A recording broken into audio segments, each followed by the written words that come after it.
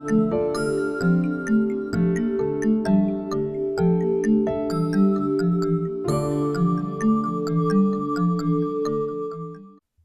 everyone and welcome to another Bitcoin analysis video. Today we're going to talk about Bitcoin Cash, what it is, how it was created, and if it'll ever take over Bitcoin. So as you can see here, will it take over Bitcoin? Let's look first at the history of Bitcoin Cash. Bitcoin Cash was the result of the Bitcoin community just being worried about scalability issues with Bitcoin, because the more people are using Bitcoin nowadays, the harder or the longer it takes for a block to be mined and their transactions to be accepted by the miners. So it just means that your transaction will take longer to be completed. So as a result of all this sentiment in the market, in August 2017, the community decided to have a hard fork. So a hard fork means that they have cryptocurrency. So if a part of the community believes that the cryptocurrency should take another direction, and the other part of the community just wants to stay in the same path, the part of the community that wants to take the currency into another direction will have a hard fork. What it means is that they created another coin, Bitcoin Cash, and the ticker is BCH, so they could do whatever they wanted to BCH, and the community behind BCH would all agree with what they're doing, or the majority of the community. While with Bitcoin, a lot of people just wanted to stick with Bitcoin because it's the original cryptocurrency, the first big cryptocurrency in the market, and the most famous one. So a lot of people stay with Bitcoin, and then whoever wanted to move on with Bitcoin Cash just changed to Bitcoin Cash. So Bitcoin tends to have around 7 transactions per second. I think that's the maximum actually. It's usually below that. And compared to, for example, Visa, the credit card company, their network can support up to 1,700 transactions per second. So if Bitcoin ever wants to be a worldwide cryptocurrency, they will eventually have to take care of this issue, just because one company like Visa has almost 20 times the transaction power that Bitcoin has. So if they want to accommodate all the companies and everyone else in the world, they really have to work on this problem. And now we're going to talk a little bit about the pros and cons of Bitcoin Cash and why you should or maybe should not invest in it. So when Bitcoin Cash was created, the community had decided that as a temporary fix to make transactions faster, they increased the block size. So the block size for Bitcoin is 1 megabyte. For Bitcoin Cash, they increased that to 8 megabytes. So they can complete transactions a lot faster, because now we can accommodate a block size that's a lot bigger for miners. So meaning that we have faster transactions, and we'll see in a second in the mempool. What the mempool is the place where all your transactions go when they're still being processed. So whenever you do a transaction with Bitcoin or Bitcoin Cash, they first go to the mempool, and that's where the miners pick the transactions they want to mine and complete first, and then move on to the other transactions. So if you have a lower transaction fee, your transaction will take longer. But there's a really cool website where there's a graph, and we can see the differences between Bitcoin and Bitcoin Cash right now. And also the Bitcoin Cash community decided to have an easier mining algorithm. It's a complicated algorithm. If you don't know anything about algorithms, I will not go into detail in this video, but what it did is just it made it easier for people to jump into Bitcoin Cash, because they wanted that edge against Bitcoin. Because Bitcoin just being the number one coin, Bitcoin Cash being a hard fork, a lot of people might just ignore it. So they wanted to have an edge on Bitcoin, and that's why they developed this easier mining algorithm, so miners would be very interested in also mining Bitcoin Cash or just Bitcoin Cash. So the cons, as you can see, with the larger block size, the 8 megabytes block size, it implies that miners now have to store more data per block. So this implies that there's more electricity costs. You have to have a better equipment just to store all that transaction, because now every block that you mine is 8 times larger than it was with Bitcoin. Also, this implies that there's more centralization of the coin. Because of larger block sizes, only the larger miners will be able to mine Bitcoin Cash, because not everyone will have the equipment capacity just to mine Bitcoin Cash. So you only have big miners, and this leaves the power in the hands of only a few miners and not a more spread out community of miners. So this is a concern because a lot of people don't like that for Bitcoin Cash there's more centralization. Of only a few miners have the power, while in Bitcoin there are more miners, so the power is more divided and it's less centralized.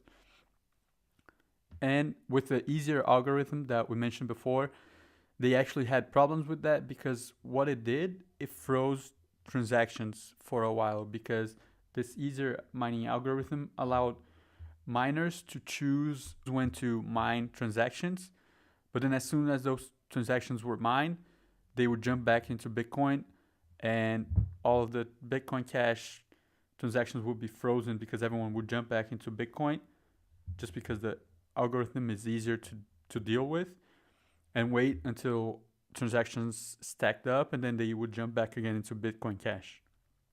So what the Bitcoin Cash community actually decided was to have another fork in November, so 4 months after being released, they had another hard fork within Bitcoin Cash, which took care of the algorithms. So now the algorithm takes I believe the median for the last 144 blocks, the difficulty for the last 144 blocks, and that takes care of just having easy blocks and hard blocks, because the issue was if they just mine a lot of transactions, and there's, for example, only 2 transactions now to mine in Bitcoin Cash network, they will not mine it because it's not worth for a miner to have their computer running just to mine 2 transactions.